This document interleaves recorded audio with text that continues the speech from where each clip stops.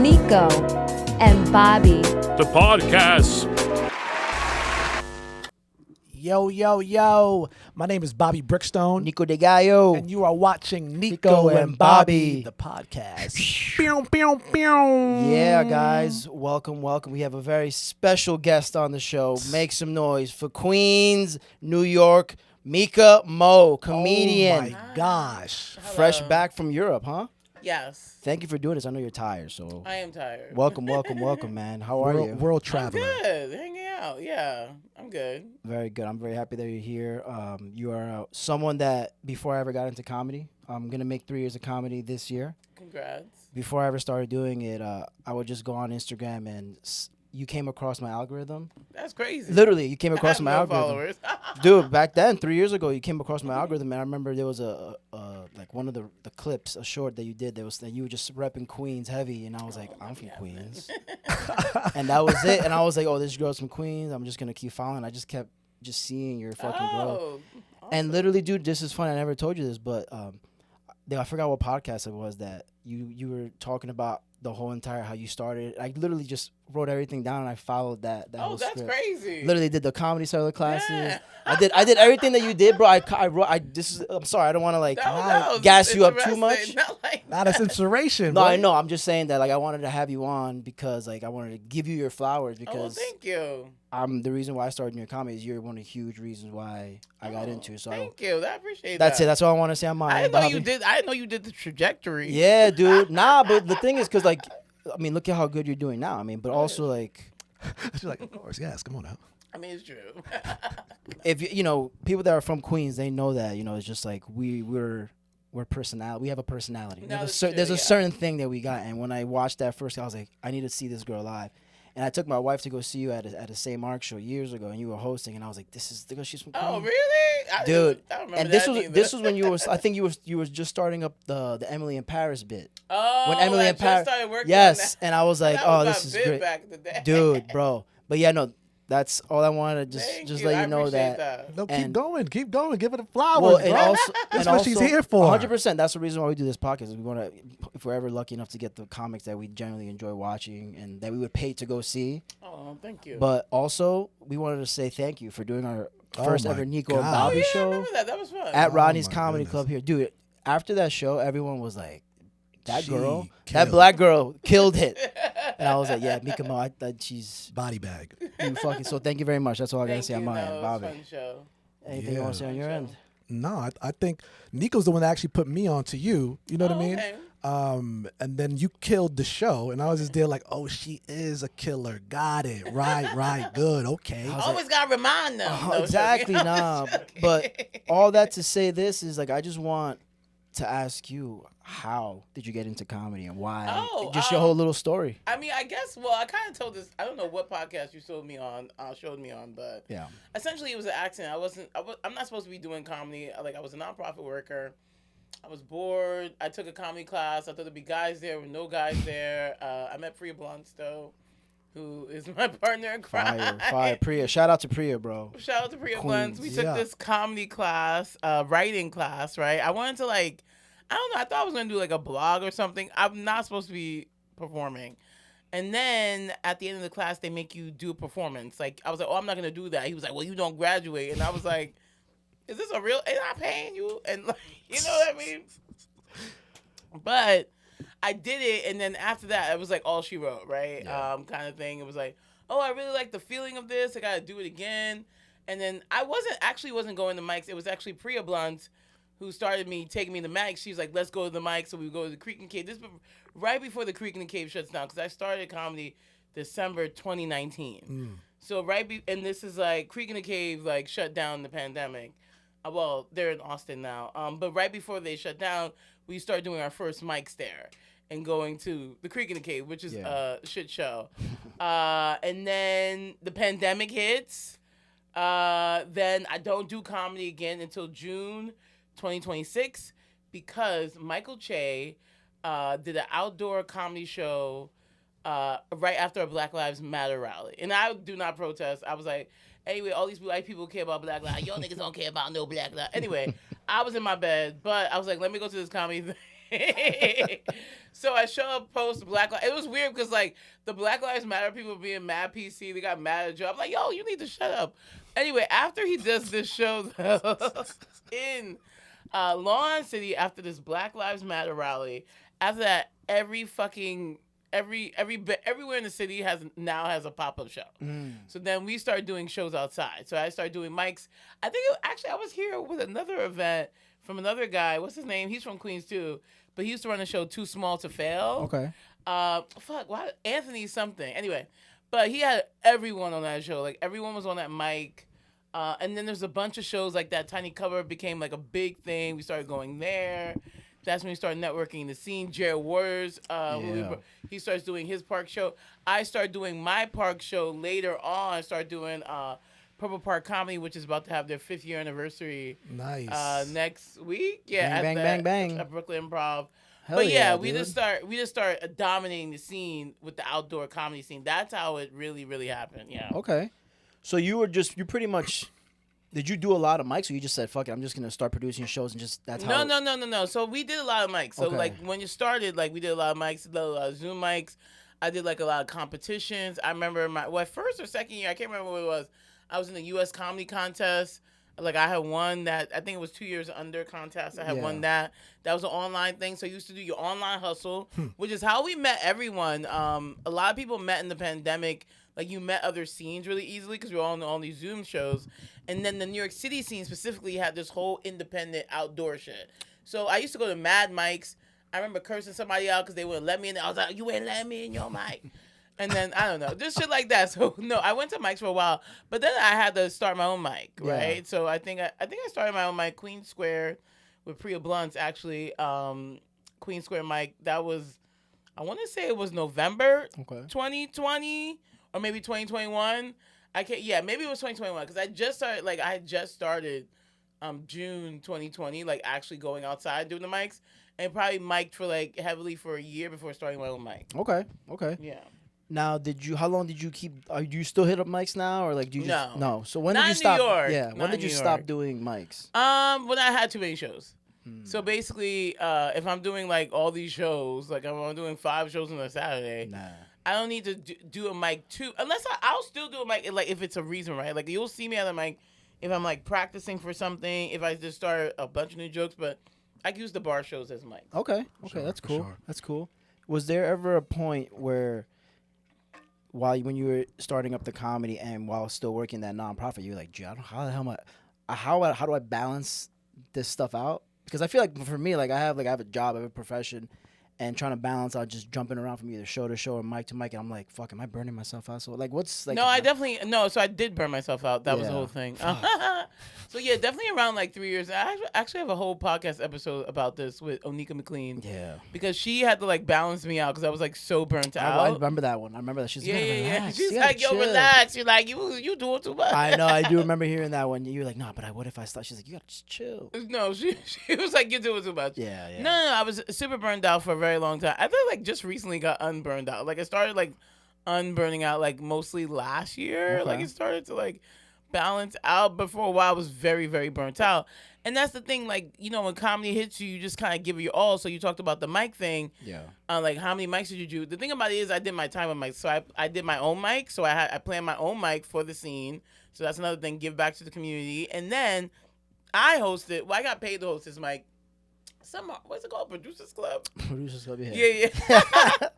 Shout out Producers Club. It's still around. Okay, Still around. I remember what's his name? Anthony. Anthony used to love. First of all, shout out to Anthony. What's his name over there? He used to give me $20. Okay. And some weed to host. To host a Tuesday mic. Nice. And so I would host that.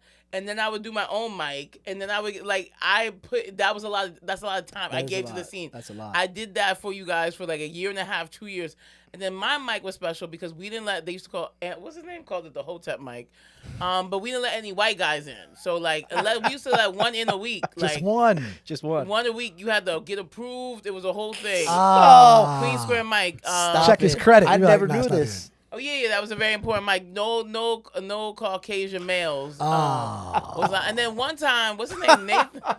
some white man tried to get all mad. I was like, just go to the mic upstairs. Why you need to go to the POC? Well, it was funny because it was like they called the Black and Indian mic because Priya's Indian and I'm Black. We had a lot of Black and Asian solidarity. But essentially, everyone used to go to this mic. So all the queers went, basically everybody except for the little bit of white men that we would let in used to go. So it was a bunch of good comics came out this mic. And so those are producers? No. This was at Tiny Cover. Oh, okay. So we ran that. We ran it on Priya's roof that was the first thing, and then we moved it to Tiny Cover, and that was like the only POC. There's never been another POC LGBTQ mic since. That fucking mic. And then also it was because a lot of people are pussy and didn't want to tell the white dudes they couldn't get in except if it was me. If I was there, you know you wasn't getting in. Wait, so I'm sorry, my fault. That was aggressive. You know what I mean? Wait, We're about flowers here. Was this a show up, go up, and then you'd be like, No, today, you had pal. to get approved on the list. The mic was called No White So Man. I need you. Was it Soho House? No, it's called Queen Square Mics. So fun. But two queens was, so I needed to prove your name. So we would open up a list. I love that. And I'd be like, we think about approving you. And like the white guys are like, if you got in, some white guys still got in, like occasionally. But here's the thing: as soon as I stopped running that mic, it wasn't going to be successful because nobody was as about it as me about like, nah, you ain't getting in the mic. It was like a group of white guys. They were just like waiting. They were like, outside. you, only you. No, They were because like, they have like tons of other mics. So basically, I say all that to say, like, I gave the mic scene, like, not only did I host mics, I went to mics, and I gave the scene, like, 2 years of solid mics. So, like, I really Shout did my out time. to Meka Mo for that, bro. I really did my time. Segregation is still there. I did my bro. time. I did. I hosted. I gave the scene my all. You know what I mean? Yeah. Are you still working? You doing the nonprofit? No, or you walked I away? haven't worked since like November or something. So I've just been earning comedy money. But I don't know. You might go back to work. You never know. So you're a full-time comic now? I guess so, but I really don't Since think about it like gang, that. gang, bro. Shout out to that's amazing. So how many years have you been doing now? No, it hasn't been years. I just stopped working in like November Of last year. Fire, Yeah. bro. So it's been like a couple of months now. I don't know. You never know. You might go back. You might not go back. You just never know. Like it depends. Like whatever. You sound like an old guy that just retired. Like, yeah, I might go back. I spend a lot of money, so I'm just like, I don't know. We'll see. I do make money doing comedy. Like I just did. So I make. Congrats, money. man. That's awesome, dude. She makes money. Yeah, Yeah. man. You're Hits. opening up for big names. I've I seen you like do that. Things.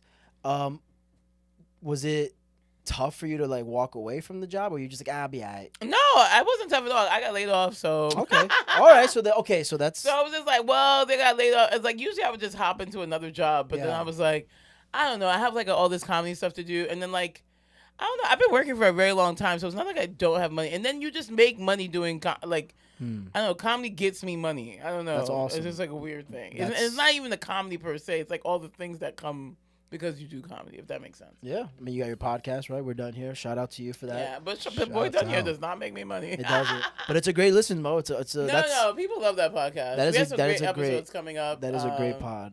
Some great Yeah. episodes. What's the pod again? Shout that out. It's called We're Done Here. It's emotional wellness comedy. We have some great. I think who's dropping? Oh, Yamanika Saunders is dropping. Oh, let's go. That's gonna be a good episode Fire. for sure. And then we have some other episodes dropping with Onika and Glorelli's because we did Fringe 2 years ago, so we're airing our grievances on the podcast, so that's gonna be good. Nice. A 2-part episode. So tune into We're Done Here. Lots of good. It's weird. It's like it's emotional wellness comedy, but people like you get to know these comics will be very famous, and you just get to know them better. Like people share. Yeah, no, I definitely I met a few comics, but I feel like I know a lot about them just based off some of the like Nick Viagas was on here. Priya, Priya's story is crazy. Her divorce story. Her That's divorce a good podcast episode. No, that's a great shout out to Priya. She's awesome. She's a cool peep, man. That's a great best. episode. I love that episode. Dude, all right, so you're officially full time since November. Yeah. I'm just hanging out. Yeah, full time. Well, that's why I was in. I guess I was in the UK for like almost a month. Like 3 weeks or whatever. Yeah. Nice. How was Japan? We were talking to Gilberto. Oh, so Japan was like more vacation. Yeah. Like I did headline in Japan with I co-headlined with what's her name, Blackpink. I really like her. She's great. But yeah, no, it was fun. It was like more of a hang thing. I was just like going to hang. But yeah, got to do some comedy in Japan. I was in Japan spending money. I wasn't making that much money. Nah. I did get paid the headline, but come on. But you love Japan. I know you go there like every year, pretty much. No, that was my second time going. Like I had always wanted to go to Japan. Fire. And then like I went the year before, and then I went back this year. And I was like, I don't need to go for a while. Hilarious. Oh, so you don't like it like that? No, I do like it like that. It's I just OD on things. Like I was like, okay, I want to go back. I gotta do it. Then You I was enjoy like, yourself. Yeah, I OD. I was like, okay, we've done Japan. Like I've done it all. I love Japan. I'm like, I've done Japan. I don't need to go back for a minute. I went 2 years in a row. We good. So what's go next on back. the list? I don't know. Probably somewhere else in Asia. I like an Asian moment. So Yeah. I'll probably go. I like to go to Asia in the winter. So I'll go somewhere else. That's yeah. nice. That's nice. So in terms of I know you say you just work on stuff at the bar show, stuff like that. Like, what is like your creative process nowadays? Has it changed since or has it always been the same? Oh yeah. At some point, I just started writing from the stage. Writing from stage? So I do that. Yeah, for the last probably 2 years, I kind of write. All the bits are from the stage. Mm-hmm. I mean, you could write something down, but like I don't know. It just develops. Are from the you like a stage. bullet? You put a bullet on. You look on your phone. You're like, I'll talk about this. It's like a feeling, like what I Yeah. feel like talking about, and then like I'll start saying it, and then it's mostly written from the stage now. Okay. I know. I noticed you post recently that you finally found your voice. Yeah, like it didn't happen till like I didn't realize it. It's like a year or two. Yeah, recently. Yeah. So how did I you don't know? know. You just you keep on writing jokes, or you keep on like performing, and then you're like, oh, this is a me joke. This is how. Oh, That's this is like awesome. this is like some shit I would say, or like this is how you keep on. That's funny. And it This takes is you what I like- would say. She's like, I would Which hope. Which I is would hope exactly so. what No, we're supposed to be, right? It's weird. She was like, No. this is something I would say. I'm like, who else is saying it? It took me 5 years. I was like, okay, because I'm in year 6 now, so I didn't realize. I was like, oh, this is a me joke. Like Fire. this is how I talk about it. Like this is what Meka would say. 6 years, but that's exactly what like a comic wants, right? Yeah. It takes them so long just to figure out exactly. I want to talk on stage the same way I'm talking to you guys, but I want to talk just on stage to this like little white lady in the front. Damn, that's awesome. Because like a lot of people it takes like what 10 years, sometimes longer. So I guess some people it takes longer to find their voice per se, but I don't know. It took me literally 5 years. I was like, oh, this is how I tell jokes. And why do you think that was? Was it just like it just happened, or was it just No, like, it's just like people are like, what type of comedy do you do? And then it takes you a while to figure out. I was like, oh, it's kind of like observational humor about me. And I was like, and this is how I would tell a joke. This is how I sound telling a joke. Yeah. So, because in the beginning, were you just doing pretty much exactly like what Rick Chrome was teaching us, or like what you were doing at the I golf was just classes? doing like it's weird. It's always your voice, right? You just Yeah. don't know what it is. You just can't pinpoint it. You don't have enough material to figure out what are the things you're going to talk about. But it is always you. You're just too new to figure it out. Like, oh, this is the type of joke I would tell. Yeah. Like, this is true to me, or like, this is the type of comedy I'm into. Or people like talk about this. Like, actually, I don't talk about that shit, but I do talk about this. Like, Yeah. I don't know. Oh yeah, I know. Your- Yeah. Too wild to figure Your out. set upstairs for our show, and it made me laugh so much because I was like, this is exactly what someone from Queens would be saying You know that shit. if they were in Barcelona or they were in London. Just like it's exactly like everyone who's from Queens has a friend that's just like they have this personality where they speak out loud, whatever. They have their Yeah, intrusive shit. thoughts, and I was That's like, shit. Meka's exactly every single person in Queens that I know that's just like, fuck this, fuck that. Why are you talking shit, dude? It's so funny. And I'm so happy that No, it's that true. you're doing your thing now. This is so Thank cool, you, bro. thank you. Also, don't tell set. Oof. Oh, thank you. Cracked. What? Oh yeah, the cracked is good. The cracked is very good. Dude, which one was there? One that you the got? OnlyFans. The Oh OnlyFans? yeah, just thank you for watching. Of that. course, We watch- bro. We do Well, our I got- homework. I got a lot of horny fans. No, but I No, I'm like, who these niggas giving me money? Wait, so that's how it is too. They could just do that, like I Yeah, know. OnlyFans is weird. First of all, it's weird because they're like, oh, put your exclusive content on there. So you're thinking like, hey. Oh, so I want the crowd work actual- and your feet. The Yeah, actual like- special is on OnlyFans. So it's literally on OnlyFans. So you're thinking like, they're like, oh, you start getting a bunch of followers when OnlyFans Yeah. drops. And I'm like, okay, cool. They're like, they make you post all these pictures and shit. Like, So nigga not just like, be jerking off, and so he's like, Right. "Oh, hold on, I'm gonna start laughing right now." In the midst of his shit, he's just there like, "I'm gonna see jokes now." Damn. They make you What? post. They make you post a bunch of pictures and like videos, but like they make it seem like, "Hi, this is me. Like I'm in London right now doing shows tonight." Like you know what I mean? Being Yes, mad yes. positive. And Well, that's the shit. thing. Like, in order for me to watch your shit, I can't just. I have to make an OnlyFans account. You have to make it. You literally have to be and, OnlyFans. and you can't just make one. You have to put your credit card in. I'm like, whoa, what's going on here? But OnlyFans is crazy. So anyway, but I just did drop. So I put, there's new jokes. There's like newer jokes on. I'll Yeah. probably post more clips. I have to figure out my marketing Figure it out. plan. You be all right. But anyway, so I did drop to OnlyFans. But yeah, so now I have a bunch of horny fans, which is like, oh, interesting. I was like, I don't really show anything like that. Listen, but now fan's a fan now, right? No. That's You what's see? happening. Yeah. Bro, so when you got the don't tell, Was this like, holy shit, this is awesome, or were you just like, all right, another day at the office, what's going on here? Like, were you just ready? No, were you prepared? Were you locked and I was loaded? Were really you excited surprised? to get the Don't Tell. Well, no, I wasn't surprised. It was not that I wasn't surprised. I just like I was very like targeted with my I knew. So my whole thing was like I was like, okay, here's the Don't Tell math. Like I figured out like when Don't Tell, like when first of all when Kyle was looking around at comics. Okay. Then I was at a festival. The Don't Tell people were there, but I was like, oh, you didn't see my little spot? You didn't see me?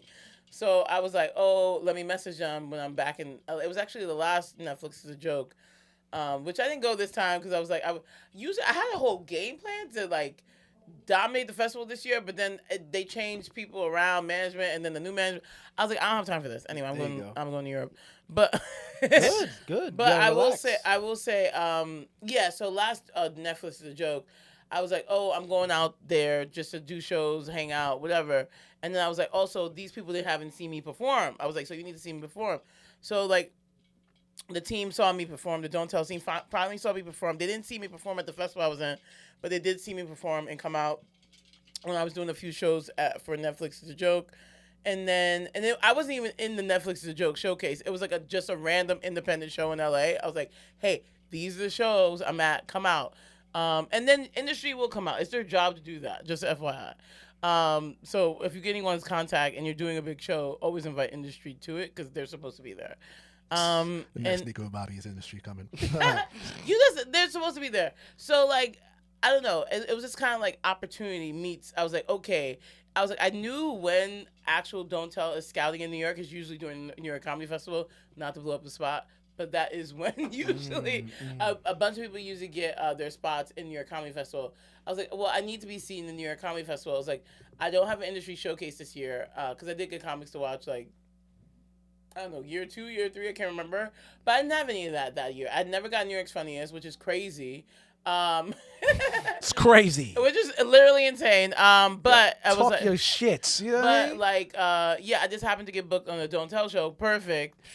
During that time, and then as soon as he saw me, he was like, "Okay, yeah, this is your date." Oh, I'm sorry. I was unfamiliar with your game, Meka Mo. Come Not on, like bro. that. Like it's like I was. My thing is, I was very happy that it happened. I was pursuing of the mission of it happening. For I sure. was like, You were oh my, strategic with it. Yeah. Yeah, Good. man. I'm glad. I mean, look, everything is working out, and everything is still growing. No. And was Cracked kind of the same way or no? So Cracked is a little different. Cracked came up. So first, as soon as the Comics You Should Know came out, I was like, well, I'm a comic you should know. So I think I emailed them and said some shit like that. But they've been piggybacking off of Don't Tell. I actually wish I would have did my Cracked first because my Don't Tell dropped. And basically, no one knows me. I have no digital footprint because remember when I started. So like, no one knew who the fuck I was. I feel like Don't Tell is better if you have some footprint online. Okay, I see If that what you're makes saying. any sense. No, yeah. So it was like interesting, but no, it was still good. I just wish I would have did my Don't Tell after my Crack, but the Crack did oddly well for Crack. Yeah, dude. Yeah. That's awesome. Was there Gems being spit She's right She's dropping bars. Write that down. Now, do you remember the day when you wrote your first joke that was like, "Oh, this is my closer," and it was actually started hitting every single time? Yeah. Well, my first joke I did was about Donald Trump being from Queens. That was like I was like, and he's from Queens. It was like I used to do like a longer wigger bit about the wiggers I grew up with in Queens. It used to be like Donald Trump is a wigger, which is not it's not like like a new thought. It's just the fact that he is a wigger from Queens, and I grew up. It was like a tie-in about all the wiggers I grew up around, and then how Donald Trump is another wigger. So that was always killing at that point. That's so funny. So that was it. That was the first closer. That was like my first closing joke of my first Type 5. Yeah, That's beautiful. but I never do that joke anymore. I haven't done it. Of course, that's good. And you're from Astoria or Astoria, born yeah. and raised in Astoria? No, born in Brooklyn, raised in Brooklyn. Astoria. Okay. Did you go to high school in Brooklyn or in I Queens? was in Astoria. Which I went to one? Lawrence City High School. LIC, baby. Yeah, LIC. There you go. LSC, baby. LIC, baby. Well, but Bobby's from the Bronx. Oh, Yeah, that's but fine. I was raised in the Upper West Side, so I went to a whole bunch of schools not in Okay. the Bronx. You know what I Okay, mean? no, I got you. Yeah. So I'm from Queens, so that's why every time whenever someone What school, high school you went to? I went to Holy Cross High School. Oh, Holy Cross. It was all boys at the time. No, I've heard of Holy Cross. Yeah, bunch of fuck boys, bro. mess. No, I can see that. Yeah. It was. I can see that. Nah, it was an all boys school at the time, man. Yeah, it was in Flushing, like by Bayside High School out there. No, I too, remember so- Holy Cross. I remember. Yeah. I don't know why, but I just remember that name. Probably because we're a mess. But Now, we're now it's co-ed though, but it's good. Nah, Long Island City was dope though because I used to have a lot of buddies. I used to play soccer. They all went to LIC. Yeah. It was all these little Colombians and Ecuadorians. And Tons shit. of Colombians, tons of So many, Ecuadorians, bro. Peruvians. Peruvians. Is Bryant High School around Yeah, there? Bryan High School is up more, but I call it Bryan's mad ghetto. They got no programs, Yeah, nothing. But Bryant like, was a wild one. I feel like it's also right next to the projects. Like I was Yeah. like, Bryan is ghetto. All the Bryan- Greek kids went there. Though. Yeah, bro. So you still living in Queens? I still live in Astoria. You ever gonna leave? I mean, there's no reason to really. Would you ever leave New York to go somewhere else to do comedy full time? No. Beautiful. Where am But I if- going? but if I you would leave had the to- country. If you had to, would you go? I would off? only leave the country. All right. I would literally only leave the country. If I left New York, I don't live in America no more. Beautiful. Like That's what I like to would hear, Never gang. ever in my life. Where we going? Beautiful. Nowhere. Where outside of America, where is the best country you've performed at? You get I mean, I perform a lot of places though. Obviously, I just came back from London, so that's like my. I do love the London crowds. They do show me a lot of love. Bro, I feel like you would move to London. I mean, I do love London, Yeah. but like I wouldn't move there. Like I would just stay here. I mean, if shit keep on fucking up in America, niggas gotta go. Listen, we can go. That's so funny. But no, I do love performing for the London crowds. But I'm also in Barcelona a lot. Every summer, I'm like harassing the Barcelona people too. That's awesome. So like I don't know. So funny, dude. Basically, I don't know. Like being a New York City comic, I go anywhere and it's easier.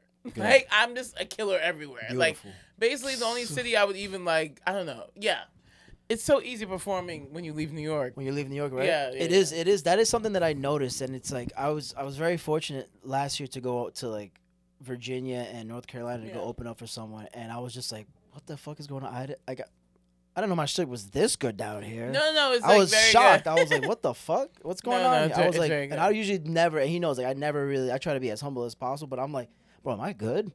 Then I came back to New York and I bombed my ass off again. But that's just how it works. Good Yeah, segue. it's like it's easier. It's easier Yeah. in here. What's your biggest bomb you've ever had? My biggest bombs are usually roast battles. Like I'm not it's weird. I'm like, does the roast battle scene consider me a part of the scene? So I do like, I'm like in and out of roast battle scene. So what happened was, I got the U.S. comedy contest to watch. Wait, most funniest, I forgot. It's some bullshit contest. That I did in the pandemic. Shout out to them. I love them. I love. Shout out to the bullshit contest. No, I love U.S. Comic. I love Dante and Rebecca, like Yeah. all those people out in L.A. But basically, I did this contest. It's like a amateur contest or whatever. And then like one of our first things was like getting connected to the Comedy Store roast battle. Yes. Roast battle league. Keep in mind, I'm not a roast battle comic at all. But it's not really my forte. Okay. But my first roast battle was at the Comedy Store, so I actually took that seriously.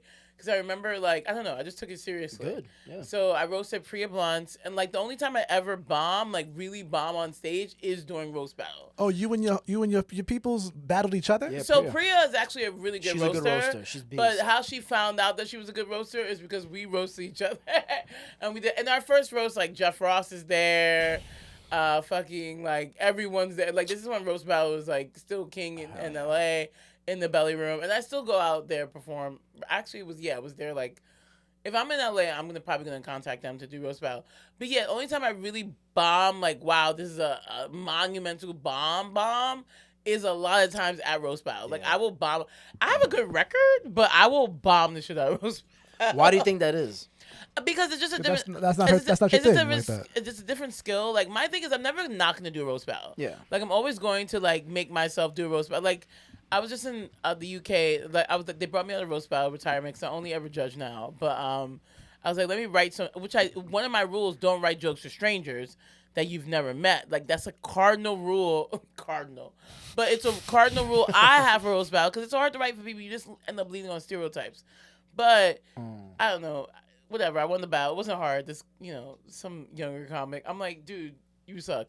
But he's been working on 13 battles, which is stupid. But whatever. That's his journey. But anyway, it's just not my forte. I think you're a roast battle comic or you're not. But I do think comics should do it all. Like, I like judging. I like battling occasionally.